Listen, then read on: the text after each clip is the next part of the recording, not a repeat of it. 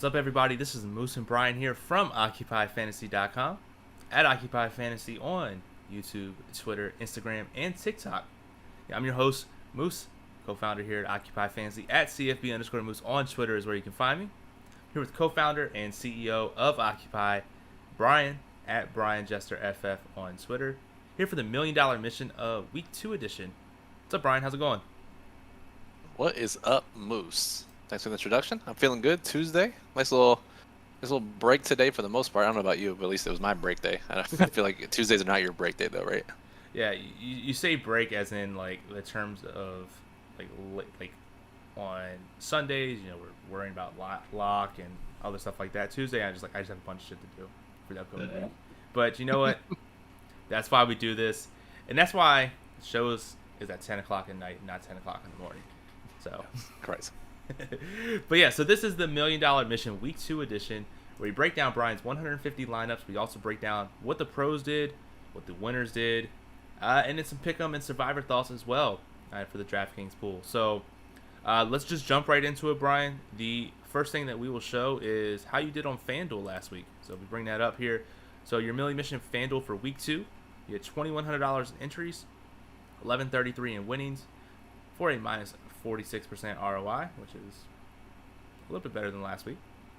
It's like 1% better, right? I think last week was minus 47%, and I thought I did a little bit better than this when I was doing some accounting this morning, but I did not. So here we are, minus 46%, and that's where we are for the season on FanDuel. Isn't that a real mood? I thought I did better, but I actually didn't. just clip that. Whoever's watching us, just clip that and put it on Twitter for us. And if we switch over to DraftKings here, did a little better there. 43.50 in entries, 30.75 in winnings, for an ROI of minus 29%. Yeah, honestly not bad. Someone asked me how I did, and I said I broke even on DraftKings. And I guess this is as close to break even as possible when you play GPPs. So this is max entering the milli, which was $20 last week. This is max entering the slant, which is $9 in flatter payouts. And I'm trying to do that every single week because of the top-heavy nature of the milli, and I still think my lineups can get there based on the lineup constructions I'm using. And the slant provides a little more smoothing of the variance throughout the year. And had 2 top 1% finishes on DraftKings with some game stacks. So overall, not a bad result.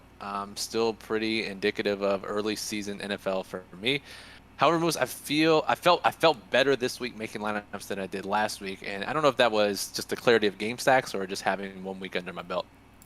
Yeah, I think it's a little bit of both because as we talked about on the show on Saturday for our breakdown, it was very rare that all of us, me, you, Chris, it seemed like everyone kind of fell into the same exact game stacks, and when everyone kind of piles onto the same thing, it usually does well. So I think that does well there. For sure, absolutely. So I don't know if I actually have your year to date. It's very small. I don't know why it's very small. But let me make that bigger for you. I actually think that's from last week. So we're gonna get rid of that one, and we're gonna talk about Survivor really quick. We did. I think survive. that was this week, Moose. I think it was. Oh. Minus 46% overall. So either way, it doesn't matter. For the year, it's as we expected, minus 46%. Per usual. So yeah, week 3's here, and we're just 2 weeks away, I guess 1.5 weeks away from where week 4 where everything starts to kick into gear. Absolutely. And then again, this is the $1 Million Mission, so Brian and I are in the DraftKings Survivor and the Pick'em pool, so we are go ahead and looking at that. For Survivor, we did have to sweat a little bit. We had Green Bay as both of our picks, and 79% of the field remains. 2 out of 3 of our entries remain. And really quick, Brian, I want you to point out why we decided to go with the same team for both entries this time. Yeah, so again, for the DraftKings Survivor contest, if you missed it, we talked about it in the year preview 2 weeks ago. We talked about it in week 1 last week, where it's 2,000-ish entries, 3 entry max. And yeah, this week there were 3 teams that were big favorites, and we felt that Green Bay was the most optimal of the group based on pick percentage, based on remaining schedule, And so we felt confident because they were a big enough favorite. It wasn't like they were a 3-point favorite. That'd be too risky, I think, to play both. But they were 13-point favorites. We played them in both. They pulled away in the second half, and now we got 2 entries moving on that we've played pretty optimally so far. So I feel comfortable about that. Yeah. Well, what's crazy to me is I think it was like 80% or 82% of the picks in the DraftKings Survivor run 3 teams: Cleveland, Green Bay, and Tampa Bay. Which is just nuts to me. If somehow one of those teams busted, Cleveland came pretty close. Then the whole Survivor would have shaken up if 30% of the people get out week 2. Yeah, and that's one of the big reasons why we didn't want to take Cleveland, right? Because they were 40% or something crazy. So Correct. Yeah. it's we see similar concepts between this and DFS. It's trying to balance ownership and projections and game theory and all that good stuff. So I wish we had all 3 entries, but I'll take 2 out of 3 with our 2 being optimal so far. Definitely. And if we switch over to the Pick'em contest, we are tied for 179th out of 1870 entries. We were definitely on the bubble. We went 2-3 last week. Brian, it seems like we very easily could have went 0-5, and we could have went 5-0 this week. I felt like we could have went 5-0. We have Philly, who just had the worst red zone and special teams luck. We had the Chargers, who had a touchdown overturned late in the game. We had Seattle, who was winning the entire game, somehow lost in overtime. And then, no, that was the 3 teams that lost. So I don't know, man, because Carolina was in gear, Minnesota was in gear the whole game. So I don't know. 2 and 3 felt like a very unlucky outcome, but I don't know about you, Mus. I feel good about our process. And honestly, if you told us before the season started that would be top 180, top 10% after 2 weeks, we would probably take it. Yeah, I think it's top 135 or something get paid. But as long as you be saying that 1% or so, and I would have to go back and look how many people have actually skipped the week, because the DraftKings contest is where you have to skip 1 week, so it's based off of 17 weeks. I know a couple people who went 5-0 last week skipped this week. I know a couple people who just didn't, who went 0-5 last week and skipped this week. So Brian and I were going to talk later and figure out when we're going to take our skip week, see how that all plays out. So that should be very interesting.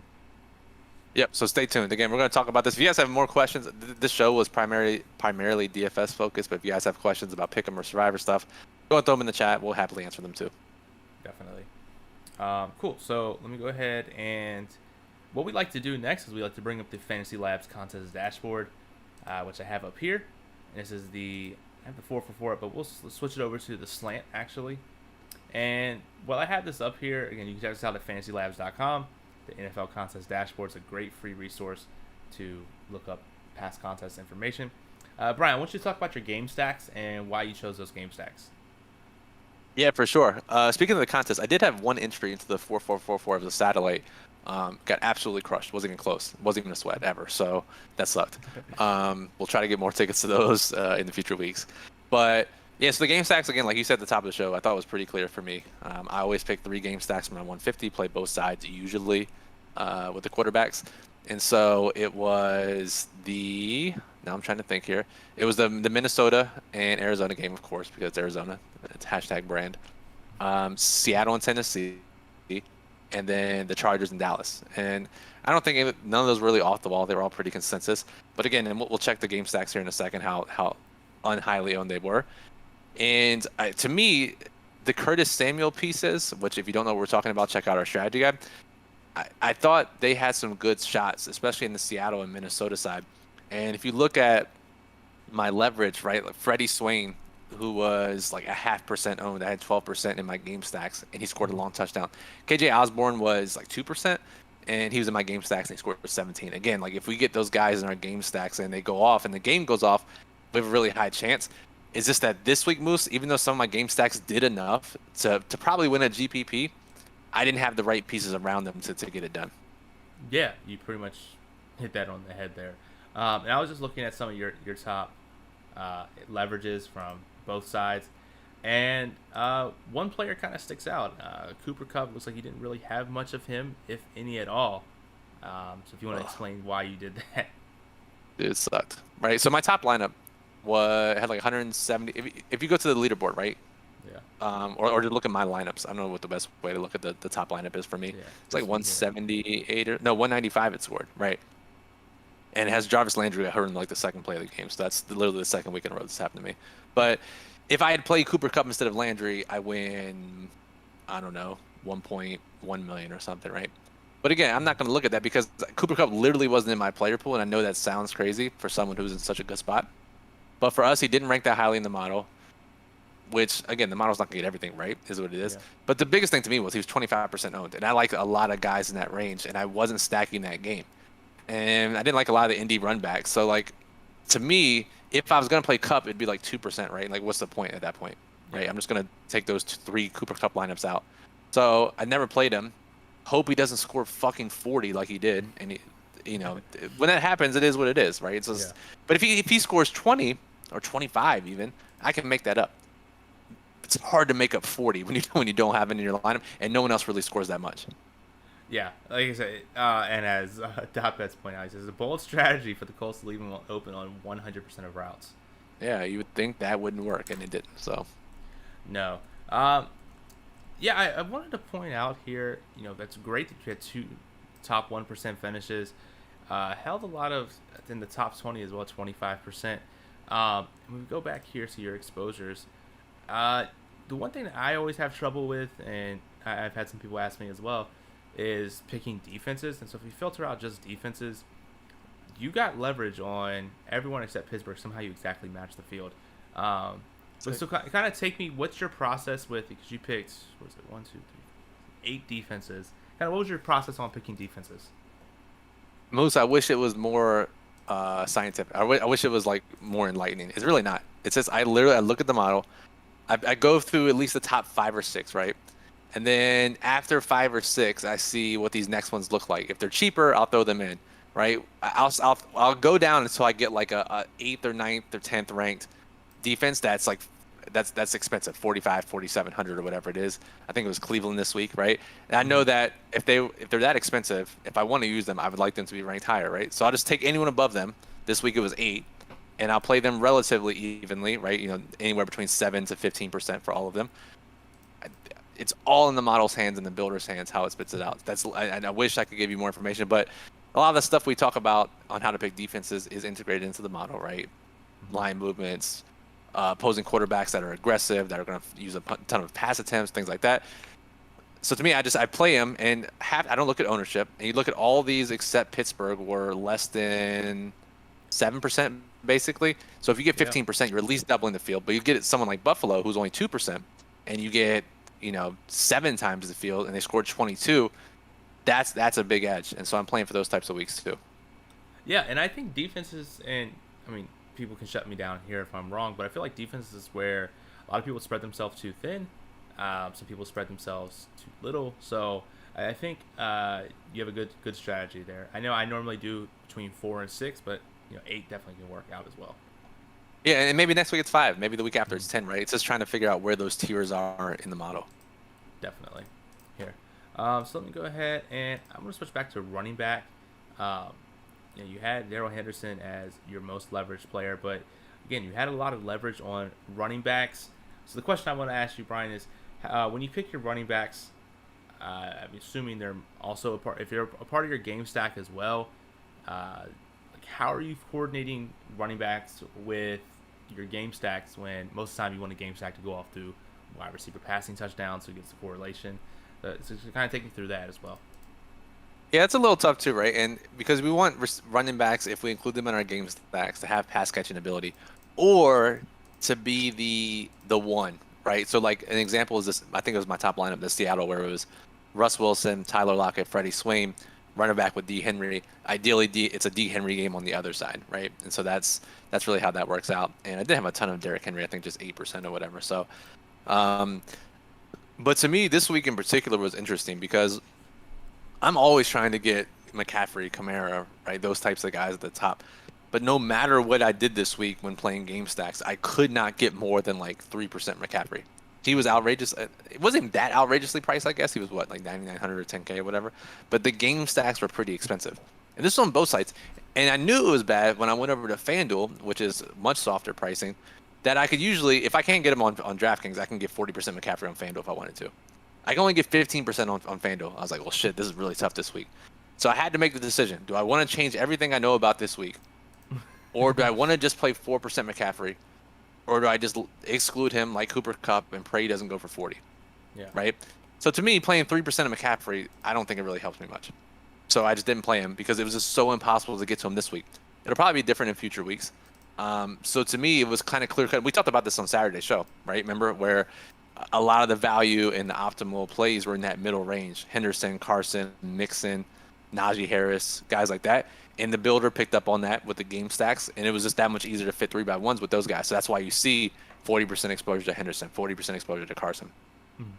Yeah, and we did the analysis last year on one of our shows. I can't remember which one we did, but there's times when a lot of 150 maxers, and we talked about this with the Jalen Samuel situation, where a lot of the pros that do well and win, they either, for running backs, they can do either most of the time they'll do a 0, match, or 100%.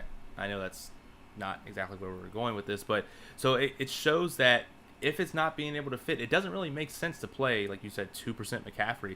Just exclude him from your lineup, or any player from your lineup if you're going to be just playing. If you have to force him in 1, 2, 3% of your lineups, then just don't have him in. Because I mean, if you think about take an even further step back, if McCaffrey is optimal, that means like our game stacks didn't do well, or it's not a game stack week, and it's not going to work for us anyways, right? So you trust the builder a little bit when it comes to exposures, what it's telling you about where the price ranges are. And to me, I had a question from a member. They were saying, man, I don't know how I feel about, because the builder's giving me a bunch of Henderson. I don't know how I feel about this. And to me, I do not mind, because I trust our model the most on running backs, right? They're very projectable. I have no problem going 40-50% of exposure, even if it's a guy that traditionally you don't think is a smash play, like Henderson, like even Carson, right? So to me, if I'm getting 40-50%, I'm fine. Like 80% is probably crazy, unless they're clearly mispriced. But I have no issues playing 40% of those guys. Najee Harris 30%, so no issues with it. And a lot of times I'll kind of trust what the builders tell me with the running back price ranges. Yeah, makes sense to me. Question here from .bet says, for those one-off wide receivers in the game stacks, is it best to pick wide receivers that align with quarterbacks at the top of the model? I don't have what model had last week, but I know that Mac Jones was high, so I played Jacoby a ton. I mean, I played Jacoby a decent amount too. I liked him a lot. I thought he was in a good spot.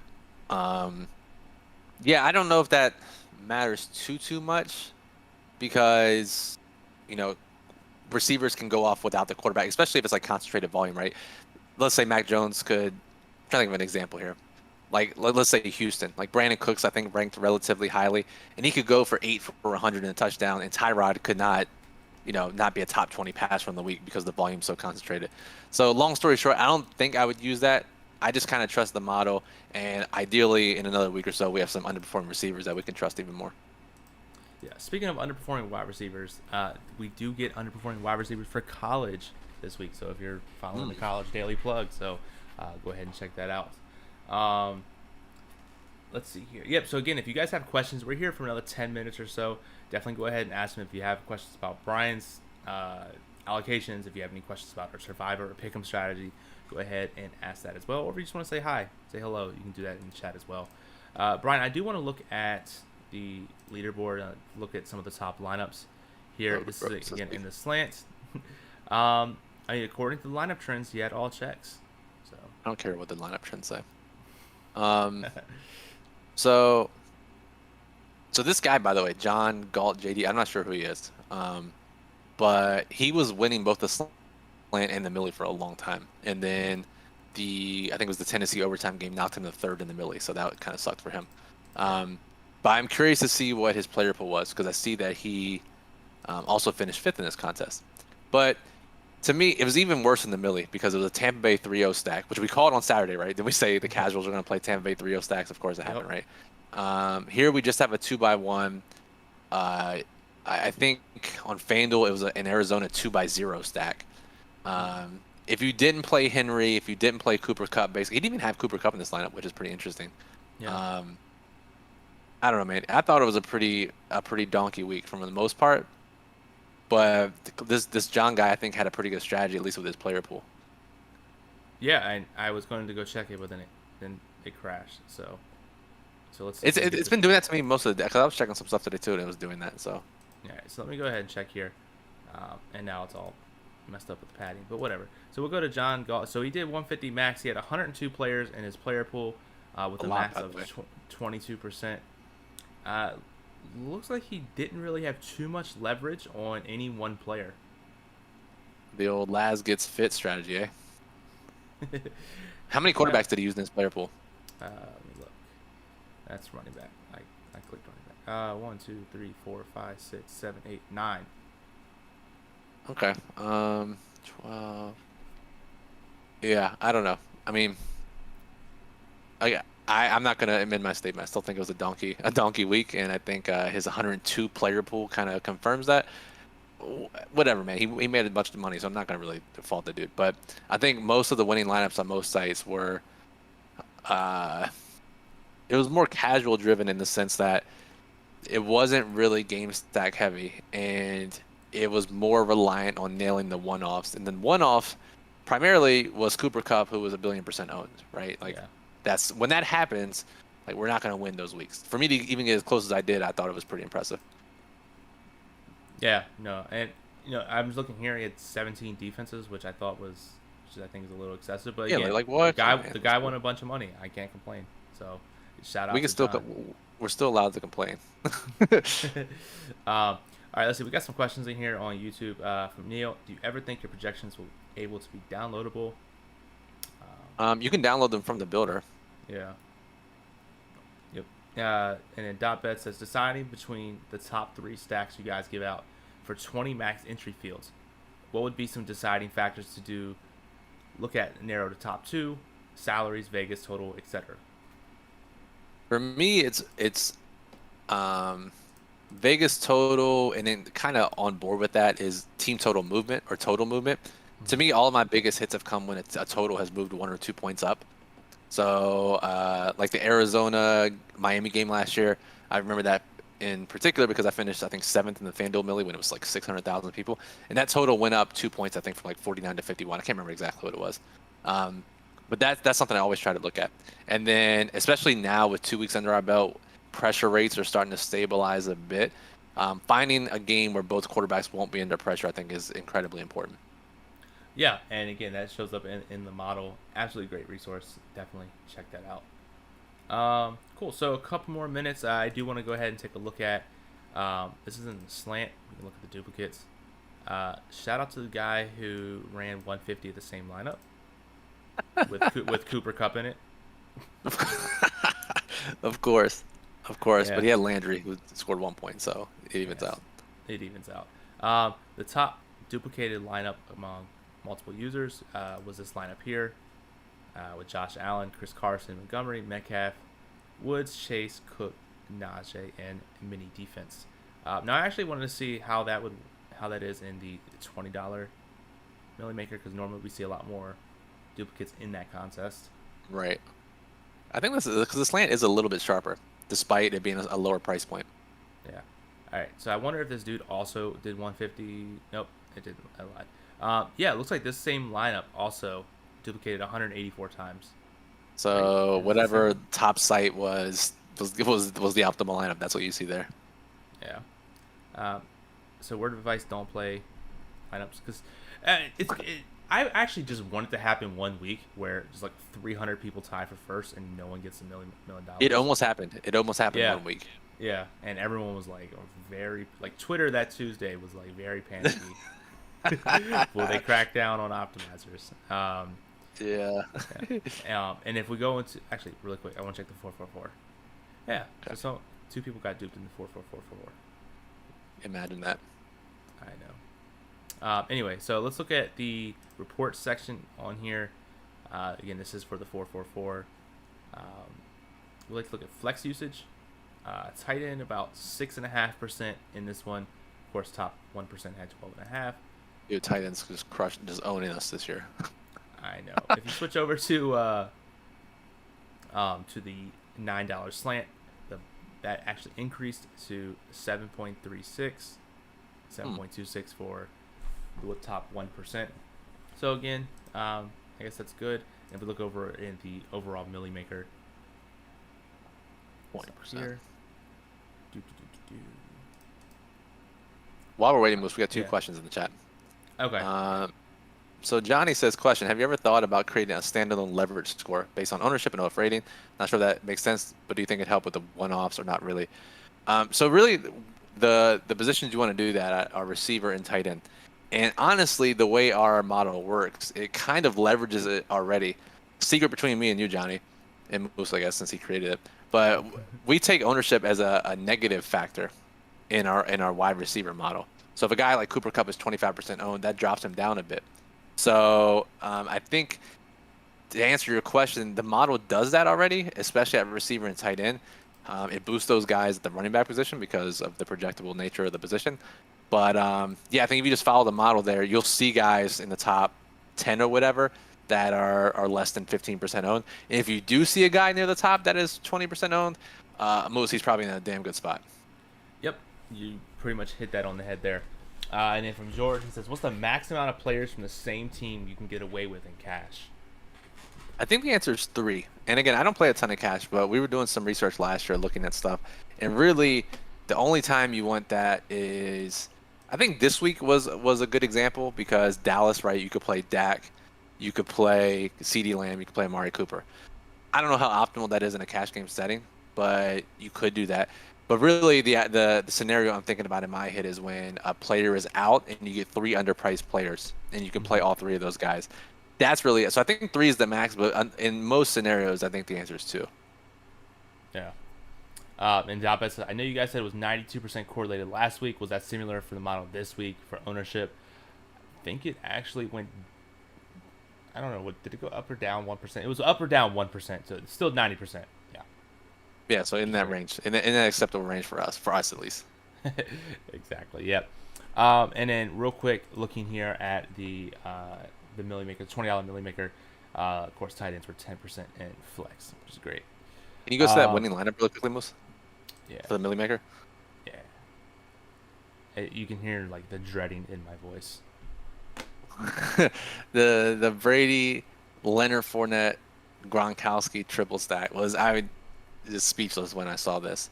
You got Derrick Henry. You got Cooper Kupp. Rondell Moore, Arizona defense stack. What a GOAT lineup. I'm not even capping. Like, what a GOAT lineup. I guess, man. I mean, he is a GOAT. He won the Millie Maker. Yeah. He was a single bullet, right? No, had 7. I don't know what this correlation. I don't know how to see that.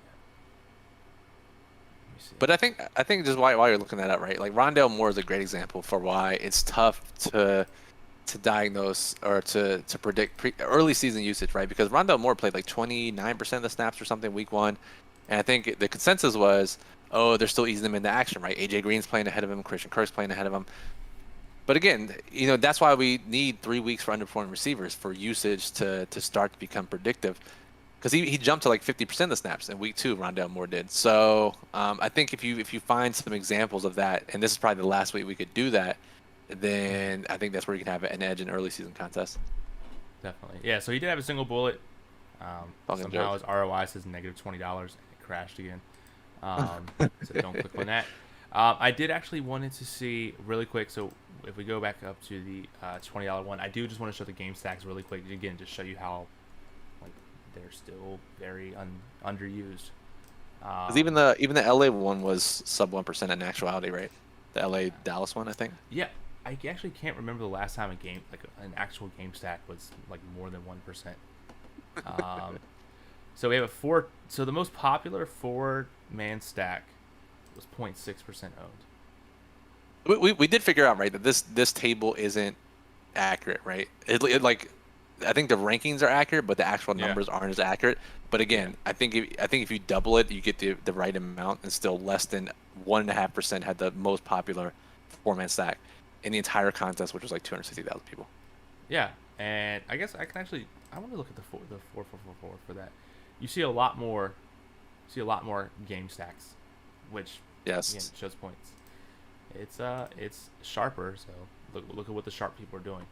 There you go, right? Yeah, even in the slant, you see more like number of 4-man stacks. Yes, exactly. That's exactly. all I know. It's all my 150 doing that. Yeah. Yeah, Jordan. I don't think there's any way Cooper Cup can score 40 every game. That would be He's crazy. Jerry Rice now. That would So be I mean, his that usage would is be insane. great, right? His usage is great. Will he continue to score 2 touchdowns a week? Probably not. Um, I think there is a case for him to be made as a top 3 fantasy receiver, Mhm. but will he score 35, 40 a game? No, he won't. But Moose, I think we're gonna have this again. It's 10:30 as we get out of here, but I think we're gonna have the same decision this week because they only increased his price like $600. He's 6,800. He'll probably be 30% owned again, and then this week, and then fast forward to next Tuesday, we'll be complaining about him being in the winning lineup and scoring 30 again. Yeah, and it'll just happen again, again, again. So I'm trying to see. Is he the new Devontae Adams? Oh, I don't know. Devontae Adams, Um, Devontae Adams, Devontae Adams, Devontae Adams. and I'm looking at our preliminary. Again, our Occupy model doesn't get released until tomorrow, but I'm looking at some stuff here. Uh, Cooper Cup actually ranks like second in our model right now in the preliminary ranking. So The models have enough that shit. It's like, no, we're just, no, you know what? Put him to the top. yeah. And before I get out of here, I just want to say really quick. Hey, have you noticed the model does that sometimes? Like it'll like we think it's like all right, we can kind of pretty much know what the model's going to do. It's like all right, we think it's going to be protecting these guys and these tiers, and some days it'll just be like, nah, fam, that ain't happening. Yeah. Donkey plays only. Yeah, dude. Yeah, Derrick Henry's going to be at the top. Cooper Cup. Gronk will be the #1 tight end. And our top stack will be Tampa Bay. Yes. Dot Best says, did y'all see the report that Stafford and him eat lunch together all the time and discuss routes? I wish we knew that, actually. That's great. Yeah, man. Like, God damn it. Come on. Dude, like, have lunch with Robert Woods every now and then. Maybe Van Jefferson. Christ, like, throw to somebody else's other receivers on your team, Matt. Yeah, that's how you get, what is it, 23% Trinity Benson? Let's not even talk about last. Dude, I don't even. Okay, well, we're already getting too tilted. It's only Tuesday, week 3, so we don't need to talk about Detroit's wide receiver 4. So, all right, cool. Brian, any last words before I take us out of here? No, just make sure you subscribe to the channel because we do the $1 Million Mission every Tuesday. There's a playlist on our channel with all the $1 Million Missions, so make sure you catch up. Because we do discuss a lot of high-level strategies, and I always go back each year and each week and try to pick out some things that we talked about to make sure to continue to implement. And if you saw the result at the beginning, you might be thinking, why should I listen to these dudes? Why should I listen to these guys? Listen, I'm going to personally lose 14 out of 18 weeks probably, but those 4 weeks are going to be massive weeks. And you want to make sure you don't want to miss those, so stay tuned and make sure you click the subscribe and like button to be notified whenever I have a spike week and we can talk about the results. Yeah, there's a reason why I keep a notepad next to me. It's not just because I'm learning Korean. It's because I write down notes. Literally during this, I will actually, once it's published, I will literally go back, watch it again, and write down notes about what, because there's always little tidbits you're finding. Again, that's something that works for me where I keep like a little pen pad next to me, and if I see notes, jot it down, because we're always learning. Me, you, everyone, always learning. Always. So just keep doing that. Say hi every once in a while so we're not lonely. But until next time, it's been fun doing this. Moose and Brian here from Occupy. Have a good night. Peace.